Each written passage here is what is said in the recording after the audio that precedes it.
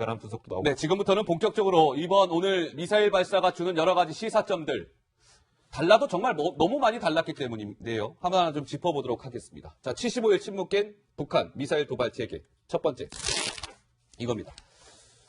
자, 세계 어디든 위협. 이게 굉장히 간단치 않은 얘기죠. 이제 미국뿐만 아니라 김정은이 마음만 먹으면 세계 어디든 이 핵탄두를 실은 미사일을 쏘아 올릴 수 있는 지경의 수준에 이른 것 아니냐, 이런 관측이 나오는데요. 제가 조금 더 깊이 한번 좀 들어갈 필요가 있을 것 같아서 화면을 준비해봤습니다. 함께 한번 보시죠. 북미사일 역대 최대 고각입니다. 북한 평안남도 평성에서 오늘 미사일을 한 발 쐈죠. 새벽 3시 17분이었습니다. 모두가 잠들어 있을 때 김정은은 미사일 실행 버튼을 눌렀던 것입니다. 보겠습니다. 자, 오늘 이 미사일 발사는 이 부분의 이 주황색, 이 궤도와 숫자에 좀 주목을 해 주셔야 될 것 같습니다. 이 미사일은 평성에서 쏘아 올려진 미사일은 고도 4,500km까지 올라갔습니다. 한번 머릿속으로 상상해 보시죠. 내 머리 위에 고도 4,500km까지 미사일이 올라갔다. 상상이 잘 되지 않는데 김정은은 해낸 것 같습니다. 그래서 세계는 긴장하고 있는 것이죠. 자, 이렇게 높이 올라간 고도는 지금까지 북한이 미사일 한두 번 쐈습니까? 그런데 처음이었습니다. 최고로 높이 올라간 거죠. 다음 화면 보시죠. 북한의 미사일, 미 워싱턴도 사정권. 워싱턴에는 트럼프 대통령이 머물고 있는 백악관이 자리하고 있는 곳입니다. 이 워싱턴도 사정권에 든다는 얘기인데 한번 보겠습니다. 평안남도 평성에서 미국의 워싱턴까지는 11,000km가 되는데요. 다음 화면도 주시죠. 정상으로 오늘 이 미사일을 이 고각 발사가 아니라 정상 궤도로 쏘면 지금 전문가들 말씀은 대략 이런 것 같습니다. 신 차장님도 같은 분석이신 것 같은데 정상으로 각도로 발사가 되면 13,000km까지 미사일이 날아갈 수 있다. 그러면 미국의 서부 지역뿐만 아니라 동부 지역까지 미국 전역 이 본토가 북한 미사일 사정권 안에 들어오게 되는 것이죠. 평양에서 워싱턴 DC까지는 11,000km니까 너끈히 도달하고도 남는 사거리를 지니게 되는 것입니다. 자, 사정권 안에 들어간 나라들을 한번 볼까요? 이 북한을 기준으로 13,000km라고 말씀을 드렸죠. 미국, 워싱턴까지 11,000km니까 미국은 사정권 안에 다 들어와야 된다. 이렇게 봐야 될 것 같고요. 트럼프 대통령의 별장이 있는 미국의 플로리다까지 북한 미사일이 들어갈 수 있는 아주 위협적인 수준까지 다다르게 됩니다. 이뿐만이 아닙니다. 호주까지 이 킬로수 계산해보면 팔자는 400km 되거든요. 호주. 유럽으로 한번 가보겠습니다. 유럽. 영국까지 한 9,000km 되는데요. 유럽 전역도 북한 미사일의 사정권 안에 들어올 수 있다는 얘기입니다. 물론 한국, 중국, 일본은 말할 것도 없겠죠. 스카드 계열의 단거리 미사일 언제든지 쏘아 올릴 수 있는 수준에 북한이 이르게 됐다. 굉장히 위협적인 요소라고 하지 않을 수 없습니다. 오늘 북한이 이와 관련해서 조선중앙TV에서 발표한 내용이 있는데요. 잠시 듣고 말씀을 이어가 보도록 하겠습니다. 우리 국가의 이익을 침해하지 않는 한 그 어떤 나라나 지역에도 위협으로 되지 않을 것이라는 것을 다시금 엄숙히 성명하는 바이다. 조선민주주의인민공화국은 책임 있는 핵강국이며 평화애호 국가로서 세계의 평화와 안정을 수호하기 위한 숭고한 목적의 실현을 위하여 자기의 모든 노력을 다 기울일 것이다. 네. 신 차장님 보시기에는 제가 대략적인 앵커 브리핑을 했습니다만, 지금 사거리도 그렇고요. 이 대륙간 탄도 미사일 ICBM 기술을 어느 정도 이제 다 갖췄다 이렇게 봐야 될까요? 그렇지는 않습니다. 왜냐하면 사실 ICBM의 요소는 세 가지인데요. 장사정, 그들이 원하는 사거리가 되느냐, 이게 됐죠. 두 번째가 정확도입니다. 정확도 중에서 상승 장면이 제일 중요한데 그건 성공이 된 거고요. 그 다음에 원하는 궤도로 날아가는 그것도 일단 됐다고 보고, 제일 중요한 게 탄두 정밀유도. 왜 이게 중요하냐면, 성층권에서 대기권으로 들어올 때 조금만 자세나 속도가 비틀어져도 튕겨서 우주 공간으로 사라집니다. 정확한 각도로 들어와야 되고, 그렇게 정확한 각도로 들어와도 6천에서 7천도의 고열을 견뎌야 되거든요. 이 탄두 재진입이 안 되면 아무리 멀리 보내도 고철 필요가 받게 됩니다. 그래서 이 기술은 아직 안 된 거냐. 북한이 그것을 됐다고 하는 증거를 보여주기 몇 가지가 있는데 보여주지 못했어요. 그러니까 이 네. 장사정은 됐을지 몰라도 네. 정확하게 탄착 지점에 폭탄의 위력을 핵폭탄의 위력을 전달하는 수준은 아직까지는 아니다. 네. 이렇게 봅니다. 근데 신창현님 좀 궁금한 것이 보통 북한이 아까 12시 반에 중대 보도하면서 리춘희 아나운서가 성공했다라고 발표를 했는데 보통 통상적으로 북한이 성공을 했다라고 하면 그 쏘아 올리는 발사 장면 영상을 공개했었단 말이죠. 근데 오늘은 성공했다고 말만 하고 영상은 따로 공개하지 않았습니다. 이건 어떻게 봐야 될까요? 그런데 뭐 워낙 많이 보여줘서 아, 왜냐면 우리가 또 대포병 레이더가 다 있기 때문에 예. 궤적을 다 볼 수 있기 때문에 그때 뭐 영상을 촬영 안 했을 수도 있고요. 예. 그다음에 이제 그거보다 또 이제 사실은 우리 의미를 가지는 것이 사실은 북한이 올해 미사일 쏜 것 중에서 세 가지 북극성 2형이라는 게 고체 연료, 예. 그다음 백두산 엔진을 1단으로 쏴서 올린 화성 12호, 예. 그 2단으로 쏴 올린 화성 14호가 7월 두 번 쏴서 7월 28일이죠. 예. 사거리는 그때 보여줄 거 다 보여준 겁니다. 사실 아. 지금 한 3,000km 더 늘은 것은 뭐 그다지 큰 의미는 의미는 없어요. 없는 그래서 것이군요. 사실은 북한이 이번에 기술적인 진일보를 보여주려면 사거리 3,000km야 사실은 예. 액체 연료량을 조절한다든지 탄두 무게를 바꾸면 할 수 있는 건데 탄두 재진입 기술을 보여줘야 이게 정말로 기술의 진일보인데 그렇죠. 그 수준까지는 아니고 이제 그렇게 많이 보여줄 것이 없는데 했으니까 이제 화성 12호로 약간 선전 개념도 있고요. 예. 그 다음에 사실 이번에 이렇게 했던 것은 네. 정치적 의미가 큰 것 같습니다. 정치적 의미. 예, 그러니까 한미 아까 말한 그 미중 정상회담 결과에 대한 불만족, 예. 테러 지원국 재지정에 관련된 불만 뭐 이런 의미로서 예. 한 거고 기술적으로는 지난 7월 28일에 비해서 아주 큰 진전을 이뤘다 보기에는 조금 의문이됩니다. 신창현이 짧게 좀 말씀을 주시면 그러면 이 ICBM 소위 우리가 대륙간 탄도 미사일의 핵심은 마지막 완성은 이제 대기권 재진입 기술이다라는 말씀을 그렇습니다. 주셨는데 북한이 우리가 100%라고 생각했을 때 그 대기권 재진입 기술은 한 지금 몇 퍼센트 정도 됐다라고 보십니까? 일단 그거는 뭐 퍼센트까지는 이야기하지 못하는데 이번에 참 일본 방위상이 예. 다탄두일 가능성을 제기를 했잖아요. 예. 그건 한국 합참에서는 부인을 했는데 만일 다탄두였다고 그러면 예. 상당히 진일보한 겁니다. 왜냐하면 어허. 일본이 갖고 있는 엑스밴드 레이더는 파편과 탄두를 정확하게 식별할 수 있는 거거든요. 예. 그러면 정확하게 탄두를 식별했다는 것은 대기권 재진입을 할 때 음. 어쨌든 탄두가 원형을 보존하고 내려왔다는 소리 아닙니까? 예. 그 재진입 기술은 어느 정도 된 거죠. 그러나 정확한 것은 탄두를 회수해서 네. 정말 깎여 나간 것이나 원형이 변경된 다시 한번 정확하게 검증을 해야 됩니다. 그래서 일단은 그 일본 방위상이 말한 대로 네. 다탄두가 만일 돼서 그것을 엑스밴드 레이더로 잡았다고 그러면 예. 이건 지난번에 비해서 탄두 재진입이 진으로 됐다. 예. 근데 만약 그렇게 됐으면 예. 북한이 그것을 가지고 오늘 굉장히 많은 선전을 이야기할 했죠. 텐데 예. 안 한 거로 봐서 한국 합참에서 이야기한 것처럼 그냥 대기권 진입하면서 파편이 됐다는 소리는 예. 불타버렸다는 소리인 겁니다. 폭탄이 아니라는 소리입니다. 네, 네. 그런 증거를 좀 봐야 되겠습니다. 알겠습니다. 자, 저희가 두 번째 한번 좀 포인트를 짚어보도록 하겠습니다. 자, 두 번째는 이겁니다. 노래 제목도 있었죠? 모두 잠든 후에 기습 발사. 강병규 기자. 네. 시간도 그랬고요. 장소도 그랬죠? 네, 그렇습니다. 예. 자, 우선 시간을 좀 한번 저희가 정리를 해봤는데요.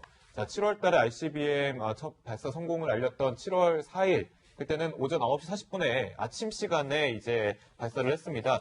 근데 7월 28일에는 밤 11시 41분, 갑자기 이제 밤 늦은 시각으로 옮겨지죠. 예. 근데 이제 9월 15일 이거는 화성 12형입니다. IRBM급으로 이제 판정이 나오고 있는데 오전 6시 57분 이제 새벽입니다. 근데 이제 오늘 같은 경우는 오전 3시예요. 그러니까 다들 잠들 시간이고 예. 우리도 이제 뭐 다음날 일정을 위해서 이제 잠들 시간이고 소식을 뭐 챙기지 않는 시간인데 이때 기습 발사를 한 겁니다. 자, 그리고 장소를 말씀을 하셨는데 장소도 아까도 뭐 한번 설명했지만 평양 인근의 평성이라는 그런 활개지에서 썼다고 합니다. 이 평양의 뭐 순환 비행장이라고 예, 해야 되나요? 순환 비행장. 네, 순환 비행장이라든지 이런 데서 쏜 게 아니라 아예 쏘지 않았던, 그러니까 본인들이 이동을 해서 쏠 수 있다는 그런 가능성을 보여준 기습 발사라고 볼 수 있습니다. 강병규 기자 설명에 이어서 제가 조금 더 보충 설명을 드리겠습니다. 화면에서 많이 보아오시던 이른바 우리가 텔이라고 불리우는 북한이 이동식 발사 차량입니다. 여기에서 이제 쏘아 올린 거죠. 사실은 이제 이게 오늘 쏘아 올린 차량은 더 많아요. 바퀴가 2개 더 있습니다. 그러니까 8개예요, 8개. 그럼 양쪽 하면 16개겠죠. 많습니다. 근데 이 이제 이동식 발사 차량을 통해서 미사일이 이렇게 얹어지겠죠. 처음에는 이렇게 얹어서 이동을 해서 서서히 이제 발사 장소에 다다르면 기립을 하죠. 기립. 미사일 이렇게 기립을 해서 여기서 발사 신호가 떨어지면 발사를 하게 되는 겁니다. 근데 지금 북한의 패턴은 계속 고각 발사예요. 거의 직각에 가까운 고각 발사를. 이게 더 고도를 높이 올려서 사거리를 줄이는 거죠. 미국까지 직접 때릴 수 없으니까 일단은 고각 발사를 통해서 이동식 발사 차량을 통해서 발사하고 있다라는 우리가 이 공통점을 읽을 수 있는데요. 신 차장님, 예. 이것도 뭔가 의도가 분명히 있을 것 같거든요. 시간도 그렇고 요 테일도 그렇고요. 예. 테일은 예. 사실은 테일에 실을 수 있다고 하는 것은 예. 그만큼 그들의 이제 소형화, 경량화, 저희 과거에 같이 금속이 아니라 탄소 섬유 같은 재질로 만들 수 있다는 걸 보여주는 것이고요. 그다음에 기본적인 무기는 이동형 발사대에 장착을 해야지 이게 무기다운 융통성을 가집니다. 예. 그런 게 되는 거고요. 그래서 시간은 우리가 사실은 미국 대륙을 위협할 수 있는 것은 화성 14호인데 네. 7월 28일이나 이번에 보면 다 미국의 낮 시간에 쏘았습니다. 지난번에도 10시 예. 41분 워싱턴 시간으로 네. 이번에도 1시 17분이죠. 네. 그러니까 미국한테 주는 메시지인데 아. 미국 사람이 깨일 때 쏜 것이다. 그러니까 이건 이례적인 게 아니고 화성 12호는 미국 대륙 본토가 아니라 괌이나 일본의 영향을 받지 않습니까? 네. 그러니까 이제 화성 14호는 우리로 보면 밤인데 미국 그 대통령이나 미국의 주요 정책 결정자들이 한참 액티브하게 활동하는 그 시간에 쏘아서 메시지를 전달했다. 뭐 저는 그렇게 봅니다. 알겠습니다. 이 부분은 짧게만 좀 짚고 넘어가도록 하죠. 우리 군은 사전에 이 북한이 오늘 미사일을 새벽에 쏘아 올릴 거를 알고 있었다는 거죠. 그래서, 정말 뭐 땅에서, 하늘에서, 바다에서 북한을 향해서 무력 시위를 벌였습니다. 그 영상을 한번 보시면, 자, 이 영상은, 신 차장님, 현무2라는, 한국 미사일이죠. 우리 군이 가지고 있는. 네. 예. 이게, 사거리 300km이고요. 예. 네, 유사시 북한의 주요 시설을 격파하는 유도탄입니다. 그러니까 예. 지대지 미사일이거든요. 다음 또 공개된 오늘 무력 시위 장면이 있었습니다. 이거는 신 차장님 어떤 겁니까? 이지스함에서 발사되는 것 같은데요. 예, 해성2라고 예. 함정에서 발사되는 순항 미사일, 크루즈 미사일입니다. 해성2라는 이지스함에서 발사되는 저 미사일의 발사 장면이 공개된 것은 이번이 처음이라고 합니다. 다음 화면 보시죠. 자, 신 차장님, 이건 뭔가 이 KF-16 전투기에서 쏘는 미사일 같은데요. 네, 공대지 순항 미사일입니다. 공대지 순항 미사일 KF-16이라는 전투기에서 쏘는 미사일인데 각각 한 발씩 발사가 됐고 하나의 목표 지점에 저 세 발의 미사일이 명중하는 우리 군은 또 북한을 향해서 저렇게 무력 시위를 벌였다고 합니다. 자, 그러면 판넬로 한번 다시 한번 나가주시죠. 세 번째 이 부분을 짚어보도록 하겠습니다. 압박이냐 대화냐 뭐 이 부분이 또 좀 논란이 되고 있는 것 같은데 강병규 기자. 네. 왜 그런 걸까요? 뭔가 미국과 우리나라와 좀 약간 엇박자가 나는 그런 모습이 있습니까? 이제 발사 소식을 들은 다음에 트럼프 대통령이 이제 낮 시간이니까 백악관 기자들에게 뭐 단호하게 얘기를 했습니다. 이 사안은 우리가 다뤄야 될 사안이다. 근데 우리가 처리하겠다라고 단호하게 얘기했는데 문재인 대통령이 오늘 새벽에 NSC 회의에서 이렇게 얘기를 했다고 전해지고 있습니다. 북한이 우리를 핵으로 위협을 하거나 혹은 미국이 선제 타격을 하는 상황을 막아야 된다. 그러니까 트럼프 대통령이 선제 타격을 하겠다라는 뭐 뉘앙스로 얘기한 것을 막아야 된다라고 문 대통령이 맞서게 된 건데요.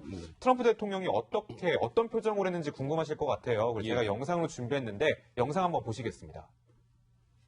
Thank you very much.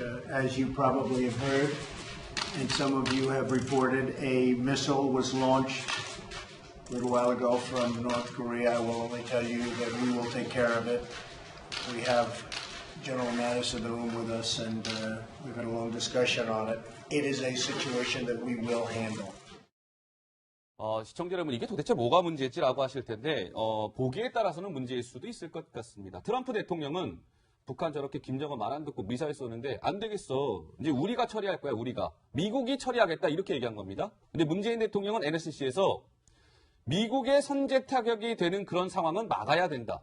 어찌 보면은 한국과 미국 정상의 메시지가 좀 다르거든요, 신 차장님. 이 부분은 좀 어떻게 봐야 될까요? 그 두 정상이 하는 목표는 결국은 평화적으로 비핵화를 시키는 걸 겁니다. 그 트럼프 대통령도 그런 말씀 많이 하셨고, 단지 이제 방법론에 미국 트럼프 대통령은 만일 경제적 압박이나 기타 평화적인 방법으로 북한이 핵을 포기를 안 하면 네. 마지막 수단으로 군사적 옵션도 쓸 수 있으니 험한 꼴 당하기 전에 핵을 내려놓아라. 그러기 위해서 군사적 옵션이 그 비핵화를 뒷받침하는 강력한 그 지원 요소가 된다 이렇게 보시는 거고 예. 우리 문재인 대통령 그런 이야기를 한다는 것 자체가 오히려 북한을 평화적으로 비핵화하는데 방해가 되는 거 아니냐. 그러니까 군사적 옵션이 평화적 해결에 도움이 되느냐 안 되느냐의 시각 차이는 존재를 하는 것 같습니다. 그런데 네. 제가 보기에 어떤 영향을 끼치기 위해서는 우리가 강압적이고 물리력도 쓸 수 있다는 것 상대방이 믿게 해줘야 예. 평화적으로 나올 게 아닙니까? 네. 그러면서 좀 한미가 깊은 대화를 해서 예. 좀 같은 방향, 같은 목소리를 해서 지금 하고 있는 북한에 대한 비핵화 노력이 서로 상반되는 결과를 초래하지 않도록 면밀히 공조를 했으면 좋겠습니다. 한미 정상이 한 목소리를 내야 된다라는 말씀이셨죠. 아주 위협적인 수준까지 다다르겠고 이뿐만이 아닙니다. 호주까지 이 킬로수 계산해 보면 8,400km 되거든요. 호주, 유럽으로 한번 가보겠습니다. 유럽, 영국까지 한 9,000km 되는데요.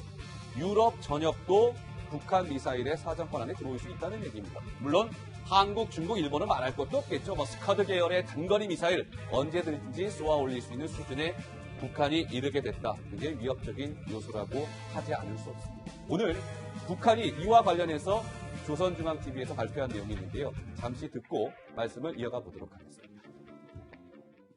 우리 국가의 이익을 침해하지 않는 한 그 어떤 나라나 지역에도 위협으로 되지 않을 것이라는 것을 다시금 엄숙히 성명하는 바이다. 조선민주주의인민공화국은 책임 있는 핵강국이며 평화애호 국가로서 세계의 평화와 안정을 수호하기 위한 숭고한 목적의 실현을 위하여 자기의 모든 노력을 다 기울일 것이다. 네. 신 차장님 보시기에는 네. 제가 대략적인 앵커 브리핑을 했습니다만, 네. 지금 사거리도 그렇고요. 이 대륙간 탄도 미사일 ICBM 기술을 어느 정도 이제 다 갖췄다 이렇게 봐야 될까요? 그렇지는 않습니다. 그렇지 왜냐하면 않습니까? 사실 ICBM의 요소는 세 가지인데요. 예. 장사정, 간한 분석도 나오고 네, 지금부터는 본격적으로 오늘 미사일 발사가 주는 여러 가지 시사점들 달라도 정말 너무 많이 달랐기 때문인데요. 하나하나 좀 짚어보도록 하겠습니다. 자, 75일 침묵된 북한 미사일 도발 체계. 첫 번째, 이겁니다. 자, 세계 어디든 위협. 이게 굉장히 간단치 않은 얘기죠. 이제 미국뿐만 아니라 김정은이 마음만 먹으면 세계 어디든 이 핵탄두를 실은 미사일을 쏘아 올릴 수 있는 지경의 수준에 이른 것 아니냐 이런 관측이 나오는데요. 제가 조금 더 깊이 한번 좀 들어갈 필요가 있을 것 같아서 화면을 준비해봤습니다. 함께 한번 보시죠. 북미사일 역대 최대 고각입니다. 북한 평안남도 평성에서 오늘 미사일을 한 발 쐈죠. 새벽 3시 17분이었습니다. 모두가 잠들어 있을 때 김정은은 미사일 실행 버튼을 눌렀던 것입니다. 보겠습니다. 자, 오늘 이 미사일 발사는 이 부분의 이 주황색, 이 궤도와 숫자에 좀 주목을 해 주셔야 될 것 같습니다. 이 미사일은 평성에서 쏘아 올려진 미사일은 고도 4,500km까지 올라갔습니다. 한번 머릿속으로 상상해 보시죠. 내 머리 위에 고도 4,500km까지 미사일이 올라갔다. 상상이 잘 되지 않는데 김정은은 해낸 것 같습니다. 그래서 세계는 긴장하고 있는 것이죠. 자, 이렇게 높이 올라간 고도는 지금까지 북한이 미사일 한두 번 쐈습니까? 그런데 처음이었습니다. 최고로 높이 올라간 거죠. 다음 화면 보시죠. 북한의 미사일, 미 워싱턴도 사정권. 워싱턴에는 트럼프 대통령이 머물고 있는 백악관이 자리하고 있는 곳입니다. 이 워싱턴도 사진권에 든다는 얘기인데 한번 보겠습니다. 평안남도 평성에서 미국의 워싱턴까지는 11,000km가 되는데요. 다음 화면도 주시죠. 정상으로 오늘 이 미사일을 이 고각 발사가 아니라 정상 궤도로 쏘면 지금 전문가들 말씀은 대략 이런 것 같습니다. 신 차장님도 같은 분석이신 것 같은데 정상으로 각도로 발사가 되면 13,000km까지 미사일이 날아갈 수 있다. 그러면 미국의 서부 지역뿐만 아니라 동부 지역까지 미국 전역 이 본토가 북한 미사일 사정권 안에 들어오게 되는 것이죠. 평양에서 워싱턴 DC까지는 11,000km니까 뭐 너끈히 도달하고도 남는 사거리를 지니게 되는 것입니다. 상황. 자, 사정권 안에 들어간 나라들을 한번 볼까요? 이 북한을 기준으로 13,000km라고 말씀을 드렸죠. 미국, 워싱턴까지 11,000km니까 미국은 사정권 안에 다 들어와야 된다. 이렇게 봐야 될 것 같고요. 트럼프 대통령의 별장이 있는 미국의 플로리다까지 미국 미사일에, 북한 미사일이 들어갈 수 있는. 그보다 또 이제 사실은 우리 의미를 가지는 것이 사실은 북한이 올해 미사일 쏜 것 중에서 세 가지 북극성 2형이라는 게 고체 연료, 예. 그다음 백두산 엔진을 1단으로 쏴서 올린 화성 12호, 예. 그 2단으로 쏴 올린 화성 14호가 7월 두 번 쏘아서 7월 28일이죠. 예. 사거리는 그때 보여줄 거 다 보여준 겁니다. 사실 아. 지금 한 3,000km 더 늘은 것은 뭐 그다지 큰 의미는 큰 의미는 없어요. 없는 그래서 사실은 것이군요. 북한이 이번에 기술적인 진일보를 보여주려면 사거리 3,000km야 사실은 예. 액체 연료량을 조절한다든지 탄두 무게를 바꾸면 할 수 있는 건데 탄두 재진입 기술을 보여줘야 이게 정말로 기술의 진일보인데 그렇죠. 그 수준까지는 아니고 이제 그렇게 많이 보여줄 것이 없는데 했으니까 이제 화성 12호로 약간 선전 개념도 있고요. 예. 그 다음에 사실 이번에 이렇게 했던 것은 네. 정치적 의미가 큰 것 같습니다. 정치적 의미. 예, 그러니까 한미 아까 말한 그 미중 정상회담 결과에 대한 불만족, 예. 테러 지정국 지원국 재지정에 관련된 불만 뭐 이런 의미로서 예. 한 거고 기술적으로는 지난 7월 28일에 비해서 아주 큰 진전을 이뤘다 보기에는 조금 의문이됩니다. 신차장님 짧게 좀 말씀을 주시면 그러면 이 ICBM 소위 우리가 대륙간 탄도미사일의 핵심은 마지막 그들이 원하는 사거리가 되느냐 이게 됐죠.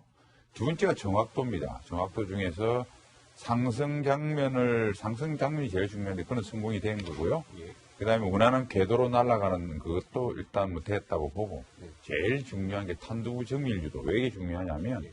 성층권에서 대기권으로 들어올 때 조금만 자세나 속도가 비틀어져도 튕겨서 우주 공간으로 사라집니다. 네. 정확한 각도로 들어와야 되고 예. 그렇게 정확한 각도로 들어와도 6천에서 7천도의 고열을 견뎌야 되거든요. 이 탄두 재진입이 안 되면 아무리 멀리 보내도 고철도를 받게 됩니다. 예, 그래서 요 기술은 아직 안 된 거예요. 왜냐 북한이 그것을 됐다고 하는 증거를 보여주기 몇 가지가 있는데 보여주지 못했어요. 그러니까 이 장사정은 됐을지 몰라도 네. 정확하게 탄착 지점에 핵폭탄의 위력을 전달하는 수준은 아직까지는 아니다. 이렇게 봅니다. 근데 신차장님 좀 궁금한 것이 보통 북한이 아까 12시 반에 중대보도하면서 리춘희 아나운서가 성공했다라고 발표를 했는데 보통 통상적으로 북한이 성공을 했다라고 하면 그 쏘아 올리는 발사 장면 영상을 공개했었단 말이죠. 근데 오늘은 성공했다고 말만 하고 영상은 따로 공개하지 않았습니다. 이건 어떻게 봐야 될까요? 그런데 뭐 워낙 많이 보여줘서 왜냐면 우리가 또 대포병 레이더가 다 있기 때문에 예. 궤적을 다 볼 수 있기 때문에 그때 뭐 영상을 촬영 안 했을 수도 있고요. 예. 그다음에 이제 그거